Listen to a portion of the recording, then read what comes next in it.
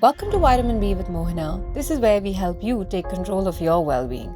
My guest today is the amazing Smitha Prabhu, a nutrition and eating behavior coach. And we're here to spend time and understand all about food psychology. Why do we eat the way we eat? Have you heard of the linkage between the brain and food? Why do we stress eat? Why do we trauma eat? Why do we emotionally eat? It explores how our emotions, our mindset, our stresses, our identity, our culture, everything comes into play to create our eating habits and behaviors. Like, for example, you wake up in the morning, you have coffee. We don't think about it. We finish a meal, we have dessert. We no longer think about it. Yeah.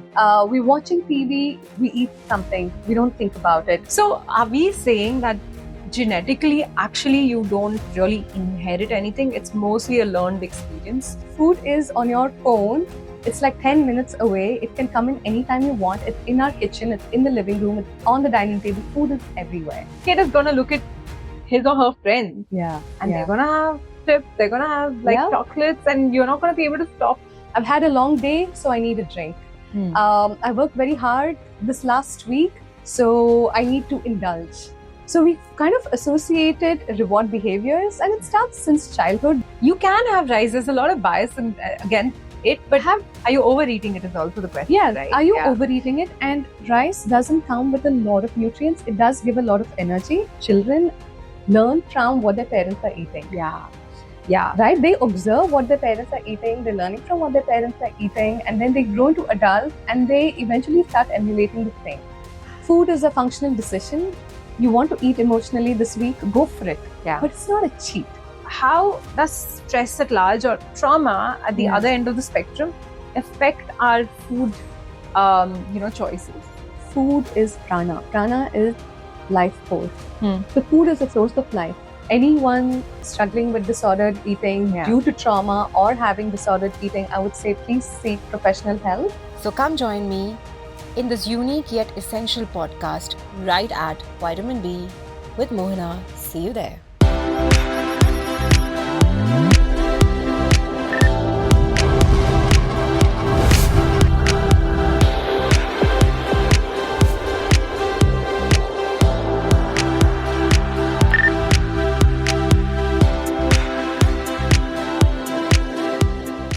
Hi, Vitamin B community. We have always been very bullish about your health and your well-being.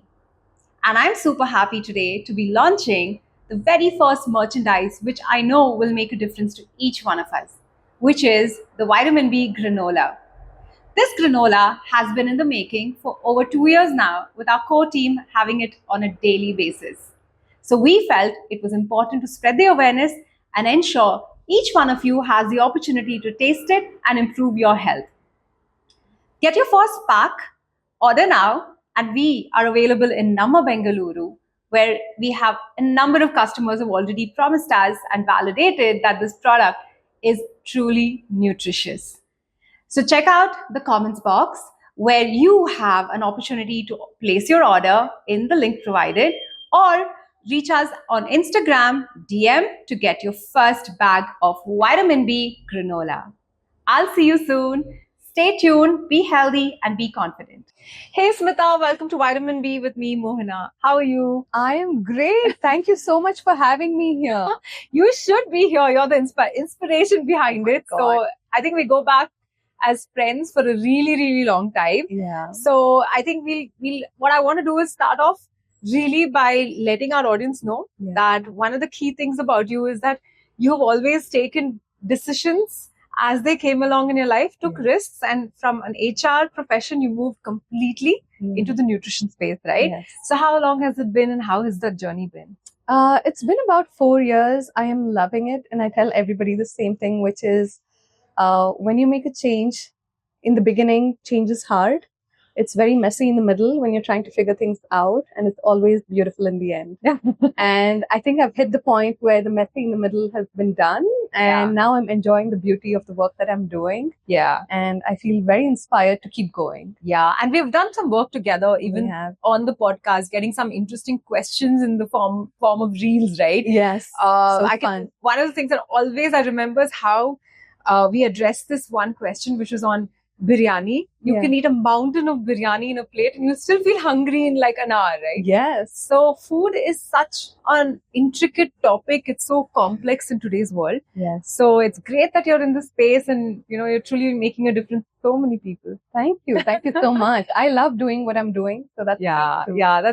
great. So tell me, what is food psychology all about, Smitha? Like, why is that so important to understand what it even stands for? What does it mean to us?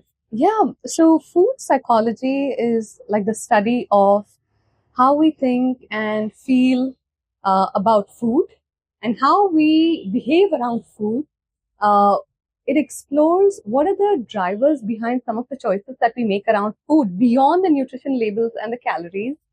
It explores how our emotions, our mindset, our stresses, our identity, our culture, everything comes into play to create our eating habits and behaviors.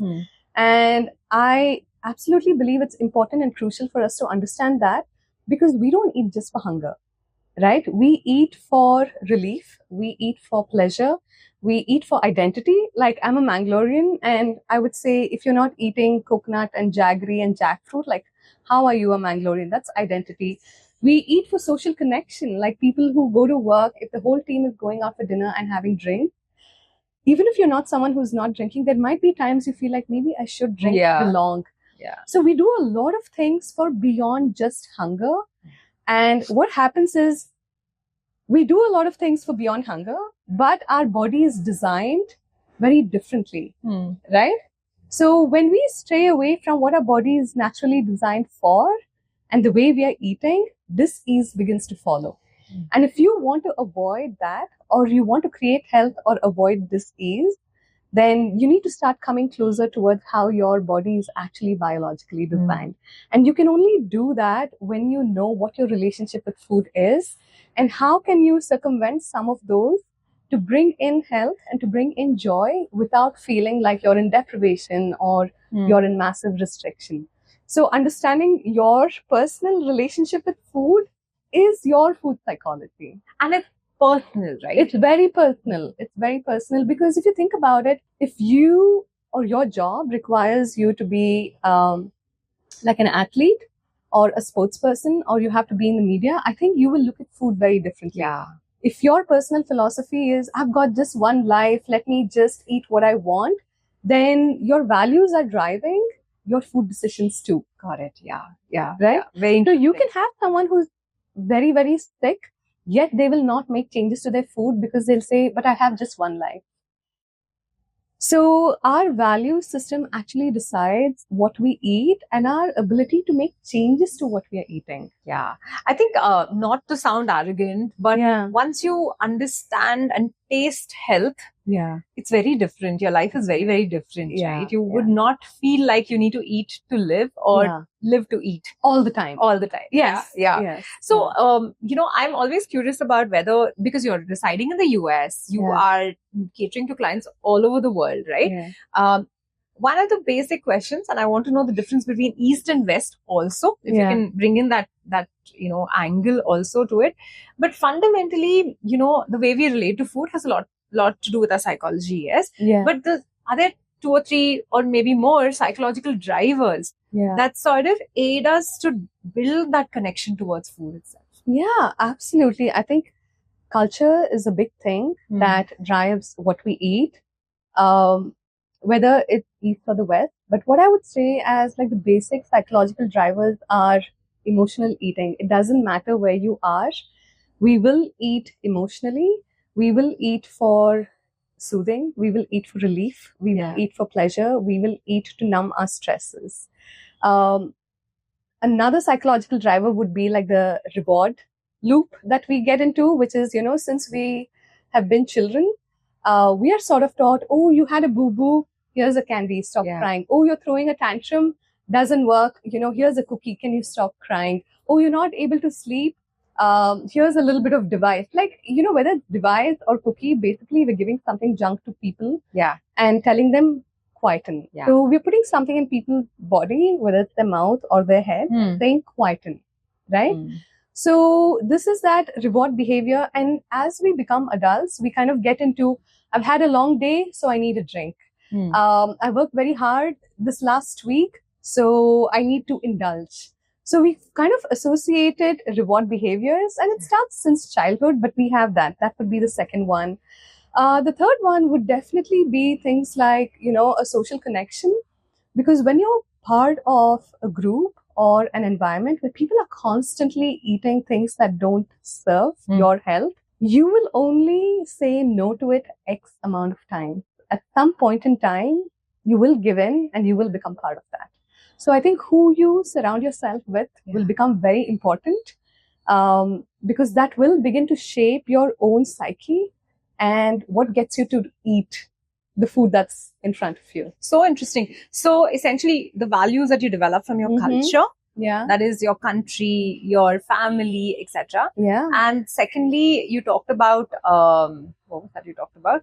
Reward Secondly, it was behavior. that reward and pleasure connection. Yeah. And ultimately, you talked about The environment that that's yeah. social connection, The right? So social there are connection. three important drivers: social connection, Yeah. reward and pleasure, Yeah. as well as your family setup, your country Yeah. setup, your values, where you come from, essentially, that can Absolutely. actually push Yeah. one towards food, developing good or Yeah. not so good connections and associations Yeah. with your eating habits. I would definitely kind of stress on the home environment, because at the end of the day, whoever is the primary caregiver in the house is actually making the biggest difference to a person's eating habit.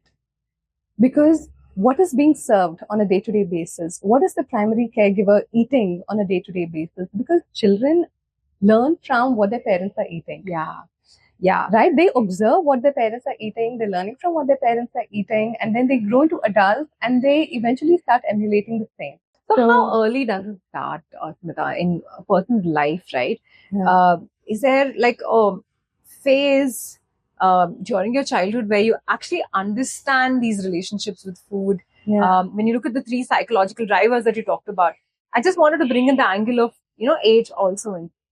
Absolutely. I mean, I think all these behaviors are inherited, and we might have a predisposition when we are born to like sweets a little more, or to store fat, or, to have a, slightly higher metabolic state in our body. So we need more food. Like, we can be predisposed, but majority of it is inherited literally from infancy.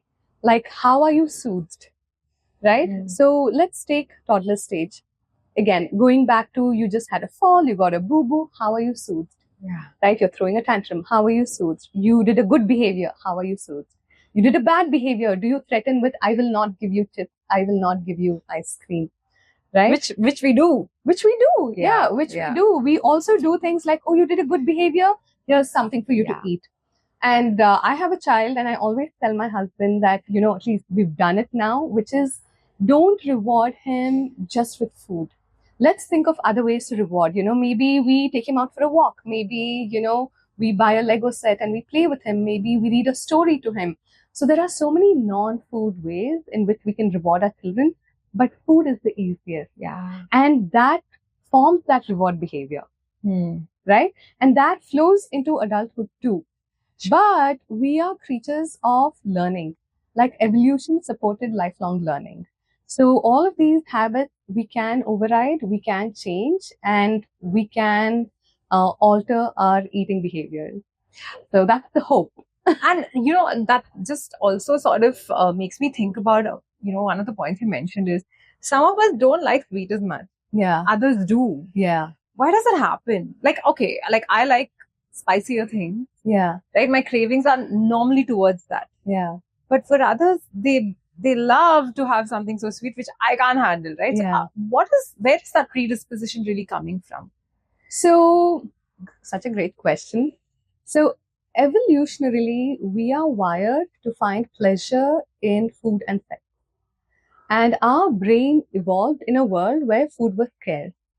So, if our human ancestors found something sweet or salty and fatty, our brain just said, eat as much as you can because I don't know when I'll get food next. So we ate because we didn't know when we'd get food next. Now, fast forward, in the modern world, food is on your phone It's like 10 minutes away. It can come in anytime you want. It's in our kitchen. It's in the living room. It's on the dining table. Food is everywhere, right? Yeah. But our brain is still that ancient brain which says food is in front of you. When you see it, eat it. You don't know when you'll get next. So, which is one of the reasons we keep eating. Yeah. Now, why do you crave sweet versus savory food? I ask people, do you have a sweet tooth? And when they say no, I tell them, then you must be having a green tooth, right? Mm-hmm. So if you're not craving sweet, then you're craving foods that are made with grains. You're craving savory food, right? We're designed to crave. We are designed to crave because that craving gives us energy. That craving gives us the motivation to seek food that gives us energy. Interesting. Right? Now, whether you crave sweet gives instant energy. So the ancient wiring in our brain is, if you found sweet, it's usually fruit. Right? It's nature's food. Sweet gives you more energy, means you're safe, means you can survive, means non-toxic. So that's what wired. It cannot distinguish between whether you're eating refined sugar or you're eating. But the thing is, when you give up refined sugar, when you give up a lot of sweets that a lot of people have, you can't. You know the difference. Then you do know the difference. You just can't take in that white sugar. No, you know. So then you go back to who you were naturally rewiring. Yeah, that's the rewiring of your taste buds. But just to close on the grain tooth, the reason why, if you're not craving sweets, you're craving grains, is because grains, once it's in our body, it's processed as glucose. So we do get instant energy. So our body is always looking for whatever will give us instant energy if we don't train it to get good proteins and good fats. Wow, that's amazing. Yeah. Who's coming to you regarding food as a nutritionist? And is there a difference between, people in the West and their issues and people in the East and our issues as well? Yeah. And who's not coming to you? Like, who's not able to deal with having a nutritionist in their life right now? Yeah, absolutely. So the people who come to me are typically just referral, and they come to me because they're looking for help with their health and their weight, but they're hoping to learn without using calories, without calorie counting, without portion controlling. They truly want to understand food for what it is. And one of the things I always tell them is, when you work with me, you are never hungry. You will have enough to eat because you cannot create health or reduce your weight by going into starvation, right? Because that just slows down metabolism, and then you are just waiting for when the thing is done so you can go and binge. And that is not the point. And we've lost the plot if we've done that. So the point is to find a way of eating where you can eat in abundance, you're nourishing yourself, and you have the food freedom where you can empower yourself to eat what you want when you want, and to not eat when you don't want. Right? So people who come to me are sort of ready for that. They have either tried a whole lot of things and they're like, okay, now I want to do this, or they've not tried anything, but they've heard from people who've done it and they're like, this is the only thing I want to give a shot and I want to do it wholeheartedly. And the people who don't come to me and maybe should come to me, or maybe I'm not the right person for them, are people who are struggling in their body and it is blocking their daily quality of life, but they're terrified to make a change. They're terrified to make a change with their relationship with food. They're terrified, even when they speak to me, they say, do you eat rice? Like, can I eat this? Can I eat that? Can I eat dairy? So their first question coming to me is coming from a place of fear of, do I have to stop eating this? Or it's people who feel shame associated, where they feel like, I know what I should be doing. I shouldn't eat this, this, and this. Right? So if I come to you, I'm feeling ashamed that I need help because I already know what I shouldn't be doing. So I feel like we are in a time and space where the answer is not so simple. So they should actually have the courage, if they feel ready for it, to say, walk me through what it is. I do need the help. And not feel bad about wanting the help. Because nutrition has never been taught to us. We just grow up eating what our parents give us, and then we grow up eating whatever everybody else is eating around us. So we've never really understood food. And suddenly now there's an overwhelming set of contradicting information pieces, right? Like, you just don't know what is right, what is wrong. Each day it's evolving. So that adds to anyone's confusion, I guess. It does. So, like, whether you're healthy, whether you're not, there is Yeah. a brain process behind everything, right? So the food reward pleasure connect that we Yeah. talked about a little while ago. Yeah. What happens in the brain? What's going on in your brain when this process is activated? Yeah. As mentioned before, like we are evolutionarily wired to find pleasure in food. Yeah. And every time we find food, our brain says, eat it, because you don't know when you'll get food next. And when we eat something sweet, our brain says, this is good, Yeah. right? Remember this, seek it more. So our brain registers, this is good, remember it, and seek it more. Now, what we call when we eat something that gives us that dopamine release, whether it's sweet or it's savory, made of grains, or alcohol, is our brain says, this is good, remember it, and seek it again. Okay? So our brain does release dopamine, but dopamine is not just a pleasure chemical. It's actually a motivation chemical. What it says is do it again. What it says is do it more. What it says is chase it more. Oh, it could be anything. It could be anything. The moment dopamine is released, our body and our brain is saying, repeat it. Got it. It's a repetition chemical. But so basically it's about any foods. That's what we need to understand. Any and highly manage. palatable Yeah. food Yeah.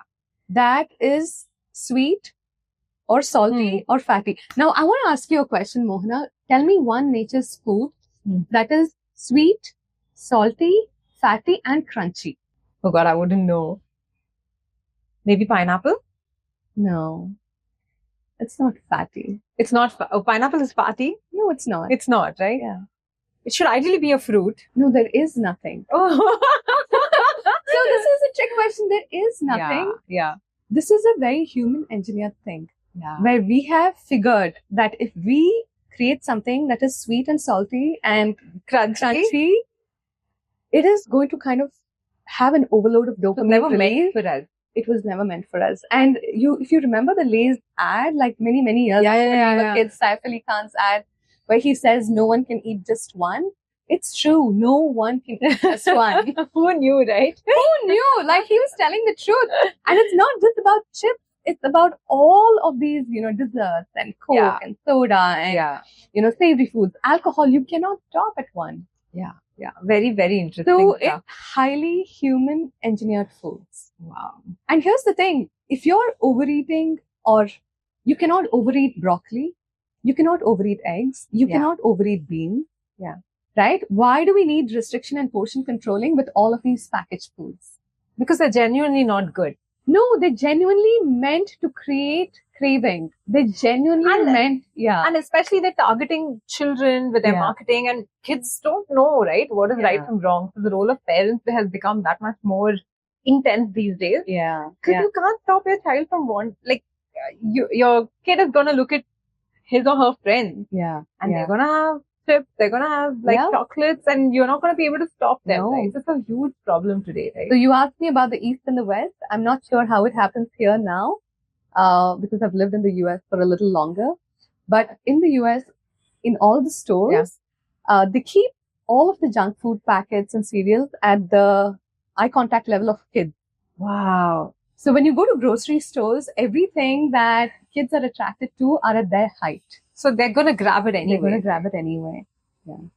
So let's spend some time on just the causes, right? What is driving all of this, sort of unhealthy food associated behaviors, right? Yeah. We'll focus primarily on that. Yeah. I want to start with stress, trauma, any incident or set of incidents in our life. And stress is something that's just ongoing, right? And today it's become so easy to be stressed. Yeah. Everyone seems stressed for everything, just about everything, right? Yeah. We are not inherently taught how to handle it also effectively.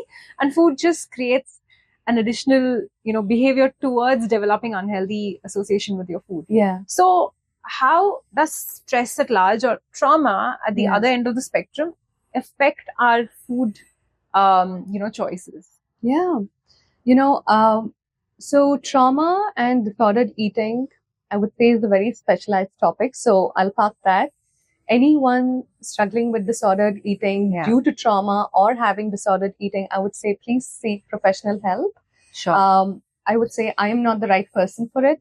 I am for everybody in the middle, Yeah. help them with eating behavior. So keeping that aside, I would say stress and chronic stress um, does kind of hijack our body's ability to regulate appetite and regulate hunger. So we will have two kinds of people, one who are overstimulated to eat, and you will have another, actually it's a very small percentage of people who are understimulated to eat. So if you notice, you will have a large group of friends who will say, I overeat when I'm stressed, and then you'll have a very small percentage of people who say, I just can't eat. Yeah. They don't eat when they're really stressed. They release a lot of weight, not in a healthy way, but they are becoming very depleted, right? So here's the thing, food is the most easily accessible, most inexpensive, legal substance that can alter mood. So when we are stressed or we are going through difficult situations, food is the only thing that does not talk back, does not fight, does not judge, does not betray you. Yeah. So food gives relief. So people who are relying on food for managing their emotions are not doing it out of lack of willpower. Rather, they're doing it because they're getting relief, right? So what I would suggest to people who are eating for relief is to find other ways of emotional regulation and actually seeking help, because there are. Yeah. A depleted body actually leads to a desperate brain. And depleted can mean in both ways, right? When you're undereating or overeating. Because undereating leads to lack of nutrition also in your body, or the right nutrients in your body, right? Correct. So you can be overfed but undernourished. Yeah, exactly. Right? So to these people, I would say that, get the help that you need, because when you eat and nourish your body, your brain also starts working differently. Yeah. Because our mind and body is interconnected, and what heals one heals the other. So when you feel you're going through a lot of stress mentally, actually start feeding your body differently. Because that will automatically give you the strength to make better decisions, to have better mental strength to deal with what's going on. So this is one of the best advice I would give when you're having mental stress. Feed your body differently. With the right thing. Feed your body with nourishing food. Very interesting. What about genetics, Smitha? Is there any genuine connect that one sort of inherits, a predisposition towards making poorer health choices, eating choices? No, I would say, we might have a genetic predisposition to, certain things that we might like, but a lot of our eating behaviors is inherited through our childhood into adulthood. And what happens is, whatever we learn through childhood, it is so subconsciously part of us that it becomes food rules. Like, for example, you wake up in the morning, you have coffee. We don't think about it. We finish a meal, we have dessert. We no longer think about it. We're watching TV, we eat something. We don't think about it. When we are in the theater watching a movie, we must have a popcorn and a soda. We don't think about it.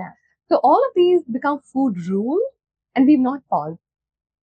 So people who want to make a change, one of the things I have them think about is, what are some of the food rules you have today? Right? It's raining outside, the weather is beautiful. What must you eat? You've had a horrible day. What must you drink? And funnily, when it starts raining, the tendency is to go to your mum or yourself and say, let's make some pakoda. It's always what attracts you, gives you that sense of comfort. Yes. And somewhere we've associated rain with certain types of junk food, right? Like fried food or something like that. It's grounding to eat hot, deep fried, fatty food. In that cold weather. Right? It is. But not a cocoa, not a hot cocoa. Or a hot cocoa. Which is a healthier choice, right? But people are not making it. But if you go to Canada, it is hot cocoa. So that's the cultural difference, right? We will have chai and pakoda. They will have something else. Got it. So are we saying that genetically, actually, you don't really inherit anything? It's mostly a learned experience that you're learning more from your environment. And the reason why I'm asking this is because genetically people are obese also. But something could be done if you've taken care of it right from the start, right? Yeah, I would say majority of our eating behaviors are environmental, cultural, and inherited. Majority of it. So while we could have a predisposition, majority of it is what we learn in our house, Yeah. through our friends, and then eventually the life that we create with our Well, partners. But what about genetic memory? For example, there's a lot of Yeah. conversation around, like, in the Far East or even in India to that extent. Of course, Yeah. Indians have different type of health issues. We are predisposed to be diabetic, Yeah. all of that, right? But that apart, Yeah. like when you look at people in Vietnam, people all around Asia at large, right? Yeah. They have a lot of rice Yeah. and they're still thin. They Yeah. still work in the field. They are Yeah. healthy. Yeah. And that concept of being able to eat rice Yeah. and digest it far more easily than anyone else is coded as a genetic memory. Yeah. What are your views on that?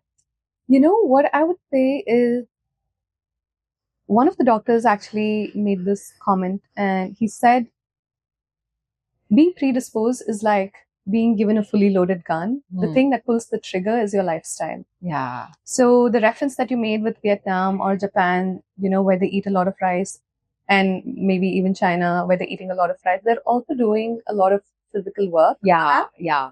That is expending the energy that they're getting from the rice. So today what we need to look at is how much of our time is led in a very sedentary way. Yeah. How much of our time is led by just sitting at our desk and doing things. How much of our time we're sitting in the Uber and not doing anything, just sitting on our phones. How much of our time are we spending physically doing things? We go work out, but are we walking? Are we walking to places? Are we biking to places? Are we doing household chores? Yeah. We are not that active. Yeah. And the way I think about rice is, it's not that rice is good or bad. Rice is giving a lot of energy. How are you expending it? Yeah. You can have rice. There's a lot of bias against it, but are you overeating it is also the question. Yeah. Right? Are you overeating it? And rice doesn't come with a lot of nutrients. It does give a lot of energy. So it's calorie dense. It needs to be nutrient dense. Yeah. So you get a lot of energy. Are you expending it? You're not getting a lot of nutrients. How are you complementing it? Yeah. So it's not that food is good or bad, but you need to start asking, what is this category of food doing for me? And I love that in Ayurveda, it says every food has gunas, has characteristics. It's not good or bad. Right? So you need to decide based on your lifestyle, do you want those characteristics and how is it serving you? It has characteristics and it has effect. Like rice could be tamasic, right? For example. I wouldn't even go that far. I would just say, what is the characteristics of rice? It gives you energy. It's calorie dense, right? What is the effect? If you eat too much of it, but you're not expending it, you start storing it. Got it. Okay. Right? Yeah. So that is the effect of rice. Right. Yeah. Now, what is rice not giving you? It's not giving you a whole lot of micronutrients like fiber and all other micronutrients. It's not giving you that. So how do you then bring in other foods that have the characteristic and will give you that effect? Yeah. So instead of thinking food is good or bad, I would say, how do you want to bring it in a way that it actually serves you? Yeah. Okay.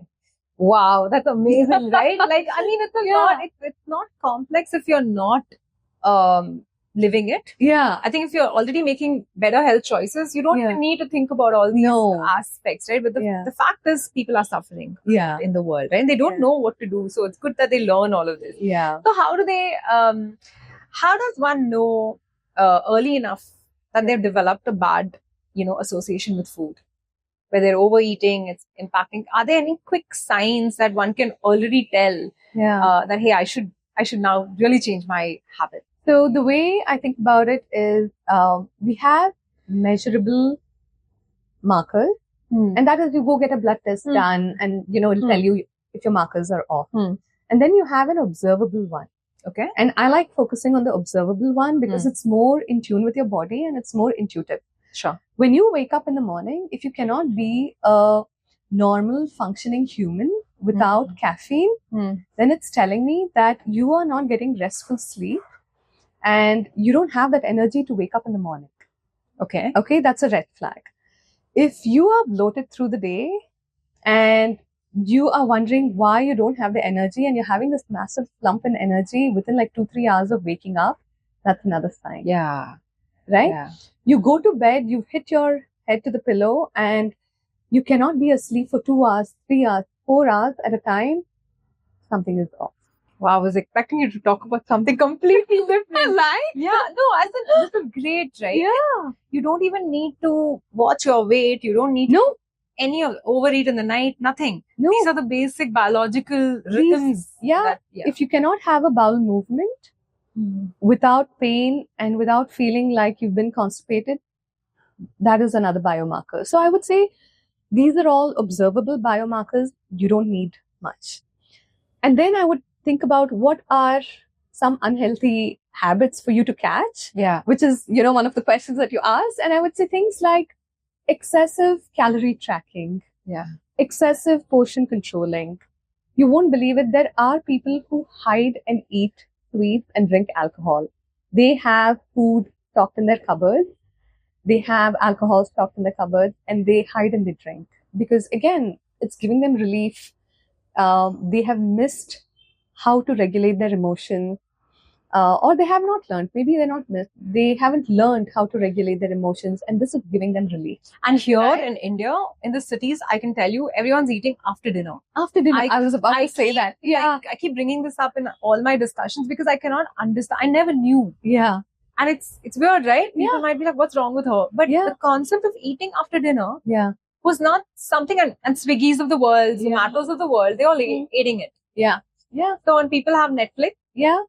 100% they're watching it. Correct. Across the week. Yeah, That's the problem. It's that is the lifestyle problem. issue. It's lifestyle And once issue. you get used to it, you don't know how to come out of it. You cannot come out of it because whatever you train your brain for, it will repeat itself. We are creatures of habit. So if we train our body to get food at night, again, our brain goes, this is good, remember it, seek more. Got it. So it's kind of made that association. Every time you watch TV, you must eat.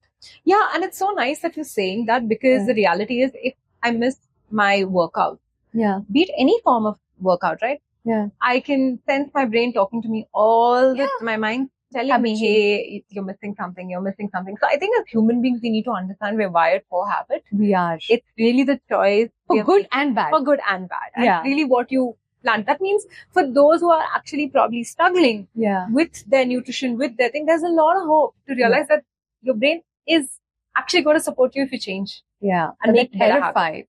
They're terrified to make that change. And I would say here's the thing, right? Like eating late at night Yeah. definitely creates, poorer eating habits that hurts their body because whatever we eat after like 8 p.m. is stored. It's Mm. not metabolized. Mm. So I think people should just like get it outright. Yeah. Even if you're eating healthy food, it is stored. It's not metabolized. Got it. We metabolize foods best from the time we wake up till at about 3 p.m. Sunset. Yeah. Yeah, 3 p.m., 4 p.m., right? Which is why it's part of our traditional ancient text Yeah. to finish dinner by sunset. Okay. Got it. Because our body does not metabolize after that. It's just storing. So if you want to just store food, people are welcome to eat late at night. So let's build on that, okay? Yeah. What I really like that the fact that you've already shared a solution. Control the timing of when you eat what Yeah. before you make a choice of what you eat ultimately. But Yeah. how can they get better? How can you, what are the small lifestyle changes that people can make Yeah. that you can guide us today Yeah. for the population that's actually struggling? Yeah. So the first thing I would say is think about food differently. Like in Ayurveda, they say food is prana. Prana is life force. Hmm. The food is a source of life. Food is not a morality decision of today I was good because I ate only vegetables. Today I was bad because I ate dessert. Right? Today I had a cheat day. The whole concept of cheat days began from the dieting culture. Yeah. Right? It annoys me when people say, I had a cheat day. I don't say anything, but it does. Like, I had a cheat day. I'm having a cheat week. I'm like, no, it's okay for you to just eat whatever you want to eat. Food is a functional decision. You want to eat emotionally this week, go for it. Yeah. But it's not a cheat. Right? So food is a source of life. Think of it that way. Yeah. And then instead of focusing on all the things that you will not eat, which is what we are being taught to do, right? Don't eat this, don't eat this, don't drink this, don't drink this. Go away from that and come into what can I eat more of? Yeah. Because when you know what you can eat more of, you will very naturally start craving less of the other foods. So you don't even have to think about it. Yeah. Lovely. Yeah. Right? Yeah. So if you eat more of the things that serve you, your brain stops talking. You know why your brain is talking? Because it's overfed but undernourished. So it's constantly asking you for food and it's asking you for nutrients, but you're giving it volume. Right? You're giving it volume, you're not giving it nutrients. So it's constantly telling you eat more, eat more, eat more. So start nourishing it differently so you crave less. So learn through someone, find a teacher. I will tell people, find a teacher who resonates with you energetically so you can learn how to eat more. Right. So you can learn to be in abundance. So you can learn to not be in restrictive mode. You can learn not to be in deprivation. You can learn not to be in scarcity. Right? So move away from focusing on what you can't eat to actually what you can eat, Can because eat you more can of. eat. There is so much to eat. So I'm sure, people who are listening are going to be like, so what can I eat more of? Yeah. It's very simple. It's whatever nature gave us: fruit, vegetables, nuts and seeds, proteins of your choice, whether it's plant-based proteins or animal-based proteins. That's it. When you eat these categories of food, you don't really have to think too much.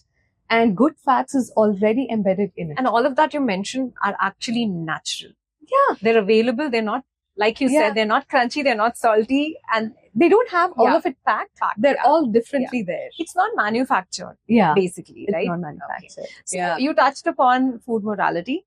Yeah. Wait, So- I just want to yeah, finish. Like one thing that they can do is if they're tired, Go go ahead. to bed. Hmm. I think we have so much FOMO about going to bed that people stay up till like 12 and 1 just on Instagram and on Netflix and whatever they want to be on. I would tell them, just go to bed. You want to take care of your health, you want to take care of your weight, go to bed when you're tired. Yeah. Honor your body signals. So are people, I mean, I know that even 10 years back, 5 years back, there was so much against sleeping, right? Yeah. And it's such an essential part of like dealing with even your traumas, dealing with anything that you need your sleep. Yeah. And of course, it's linked to how well your metabolic, state also functions, right? Yeah. So there is a good amount of education around rethinking sleep that has come up in the world, which is very good. Yeah. Right? Yeah.